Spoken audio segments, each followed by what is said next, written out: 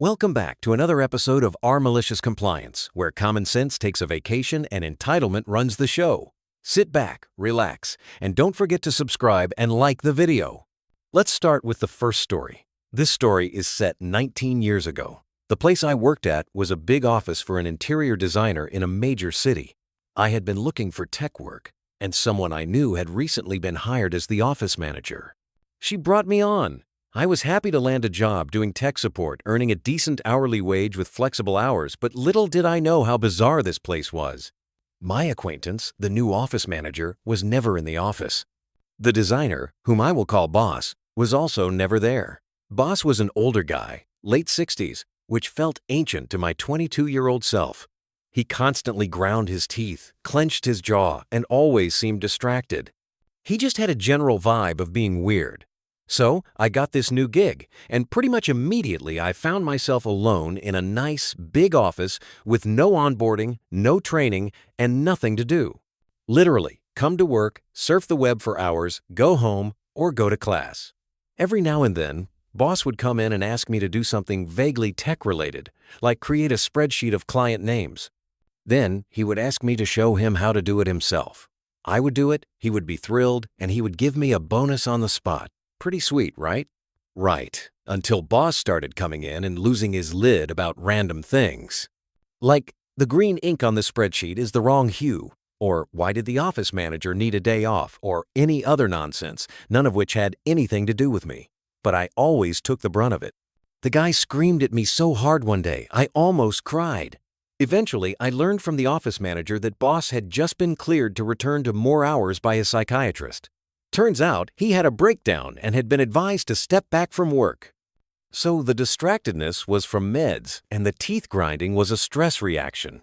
It was so bad he even did it in his sleep, and the dentist was worried his jawbone might be microfracturing. Great. So now Boss was back and taking everything out on me. I was 22 years old. My wife was in grad school.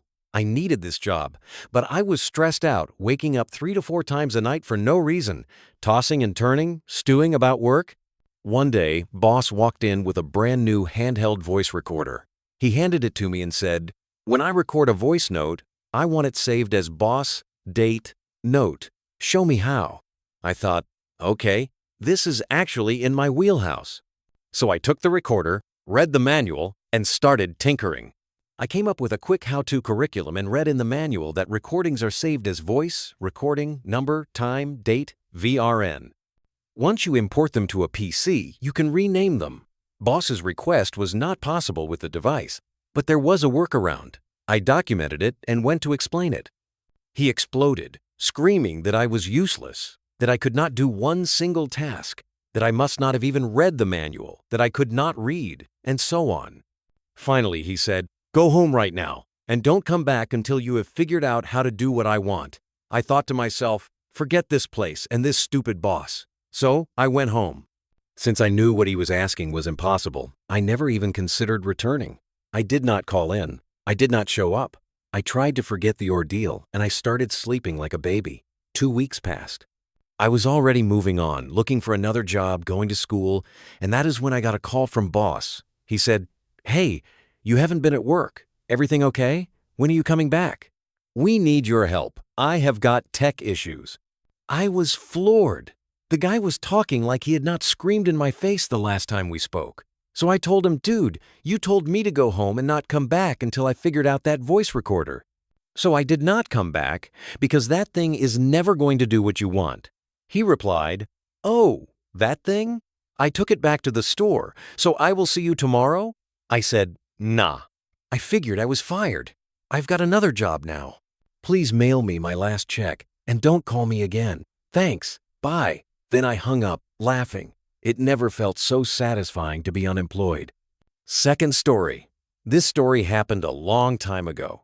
I haven't worked at the store for 7 years. I'm a teacher now, so thankfully I don't deal with customers, just some crazy parents. I used to work as a checker at a grocery store. My manager, Mike, was a complete jerk. He'd always try to screw people over, and there was massive turnover at the store. One day, I got called into his office and asked why I had overtime on my time card. I was usually scheduled from 1, 0 to 10, 0 p.m., But the store didn't close until 10:00, so I had to count my drawer afterwards. I explained this to Mike, and he didn't care. He went off, saying I should be doing that earlier and that I was supposed to leave at 10:00 on the dot, so no overtime. I thought to myself, got it, boss man. A couple of weeks later, it was Thanksgiving. We had extra checkers earlier in the day, but from 8:00 to 10:00 p.m., I was the only one besides Mike who closed the store. At around 9:40, I made the announcement, "We'll be closing in 20 minutes. Please finish up your purchases and head to checkout." People started coming up, and their carts were loaded. Thanksgiving, after all. I started checking them out, but once the clock hit 10:00 p.m., I stopped, right in the middle of a transaction. I called Mike on the store phone and said, "I'm leaving now, since I can't have overtime." Then I walked over, clocked out, and left. There were still 6 or 7 customers with full baskets in line. Mike came over, yelling at me as I walked out, but I reminded him that he specifically told me I couldn't stay a minute past 10:00 and that I had to leave at 10:00 on the dot. When I came in the next day, I was written up, but it was worth it. Apparently, he spent the next 30 to 45 minutes checking people out himself. He was pissed. Third story. This happened when I was around 13 or so, and my brother is 3 years older than me. I woke up one morning to my brother huffing and bellowing, just being a jerk. It did not take very long to realize that he had locked himself out of his room. I offered to help him, but as soon as I did, he turned around and snapped at me to F off. I thought to myself, okay, sure. I went into the kitchen, made breakfast, ate slowly, and just watched the insanity unfold. My brother was stalking from his room to the back of the house, out the back door, circling around outside to wrestle with his window, then back to the front of the house to pace in front of his door again. No matter what he tried, he could not get inside. At this point, I asked if he was sure he did not want help. He barked back, "Get effing lost, you idiot. If I want help, I will ask you for it." So I went to the living room, booted up his PlayStation, which he had left in there, and started playing. He was too busy doing laps outside to even notice. Lunchtime rolled around, and I asked again if he was absolutely sure he did not want help. Again, I got a slew of expletives. You know how big brothers are. I made a sandwich, poured a glass of orange juice, and went outside to enjoy my lunch while watching him wrestle with the window. Then I went back inside and played more games. Hours later, the sun was going down, and I had had my fill of games. I went to check on him. He was standing there, defeated, staring helplessly at his window like it had betrayed him. I asked how he was doing and if he had managed to get in yet. He looked like he was about to cry and said no, then apologized for shouting at me earlier and admitted he had locked himself out. I gave his arm a comforting pat and nodded. Yeah, I could tell. It's been a long day. Want some help? He said he did not know what I could do, but yes, he had tried everything.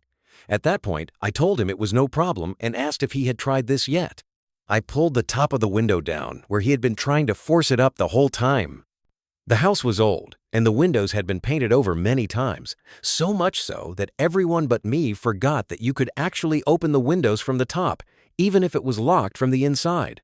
The look on his face as I walked away made me wish I was wearing sunglasses or maybe polishing my nails on my shirt as I left. It has been 20 years since then, and that jaw drop was so satisfying that it still makes me smile. Fourth story. Several years ago, at my first IT job, I worked in a pretty great office. Well, great, except for one coworker. Everyone in the office had the same job. We worked IT support, which required a lot of walking, crawling under desks, and carrying equipment. Each of my coworkers had an assigned area they were responsible for, and they pulled their weight. All except for Blondie, the office Karen. One day at work, we had a large project. My manager required everyone to pitch in to get this done by the deadline, everyone except Blondie. Every time there was work to do, she would say that she could not because of her heels or skirt, and someone else would have to do her share. Normally, I do not care what she or anyone else does or does not do. I do my work, she does hers. But on this day, I was told to do the work she was assigned, and I was not happy.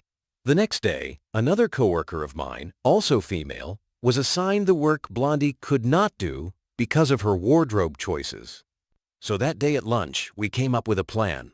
The men would all wear kilts the next day, and the two other women would wear skirts and heels to work.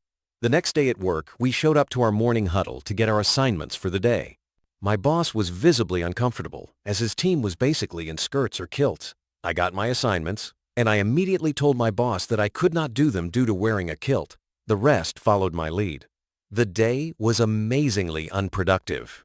We barely got anything done, and no one could say anything about it because they had let Blondie do this for years. On day number 2, my boss was even more frustrated. He pulled me aside, asking what the heck was going on. That was when I handed him a well-written dress code policy that another office used, already approved by legal. My boss spent the day fast-tracking the approval of that policy. At the end of another horribly unproductive day, we had a surprise team meeting. There was now a dress code that required long pants and closed-toed shoes for safety reasons. And Blondie's look of rage directed at me made no mistake that she knew I was responsible for this. Now, I want to note that I do not care who you are, what you look like, or what gender you are. I do, however, care about the quality and quantity of your work. If you are hiding from pulling your weight intentionally by wearing a skirt and then complaining you cannot work in it, I will put a stop to it. Last story. For a small bit of context, my father-in-law died 2 years ago. He was living with us at the time due to health issues. About 6 months after his death, we started getting letters from debt collectors asking for absurd amounts of money. We did as asked, provided a copy of his death certificate, and were told it was sorted. He did not have much money, and what he had covered his funeral. He wanted to be cremated, so we did just that. Most of his ashes were scattered under a tree, but we saved some in case we ever move. We keep them in the cupboard under the stairs. A few weeks ago, several suited men turned up at our house. I went out the back door and walked to the front of the house. We live on a farm, and asked what they were doing on my property. They said they were here to collect an outstanding debt. I asked to see the paperwork. The only debt we have is a mortgage, which we pay on time without fail. As I was looking over the documents, I saw them eyeing my car and work equipment, looking like they had hit the jackpot. That is when I noticed the name on the paperwork my father-in-law's. I explained that he has been dead for 2 years. They still demanded to see him, claiming they had no record of his death. They said they would take the items to cover his debts. That is when I pulled out my phone, texted my wife to call the police for trespassers, and asked her to place her dad's ashes in the front porch. Then I told the debt collectors, "I have contacted him. He will be with us shortly. Until then, you are to wait off my property." I had to show them my ID to prove I was not the man they were looking for. Once the police arrived, the debt collectors drove back onto my property. I fetched the box of ashes. They again asked to speak to my father-in-law. So I handed them the bag of ashes, labeled "The Remains of Name," with the date on it. I looked the main debt collector in the face and said, "I told you he was dead several times. You still ask to see him. I hope you have a good chat and sort out this mess. Oh, and while you are speaking to him, can you ask him where he left my spare workshop key?" The police officer burst out laughing. They handed back the ashes and were getting ready to leave. I added, "I have also asked them several times to leave my property, and they refused." The officer asked if they would be coming back. They claimed they were satisfied with the evidence. After that, I added a lock to my main gate and an intercom system. This morning, just as I was setting up for work, I got a buzz. It was the same debt collection company, wanting again to see my father-in-law. I grabbed the box of ashes and copies of the death certificate and went down to the main gate. 2 suited men and a very large van were blocking my gate. I got out, box and papers in hand, and again explained that he is dead. I showed them the death certificate. They asked again to speak to him.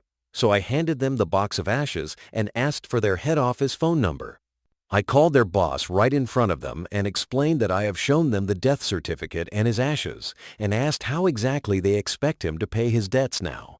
After speaking to their boss, they finally assured me they will not be returning. So yeah, I think they finally got the hint.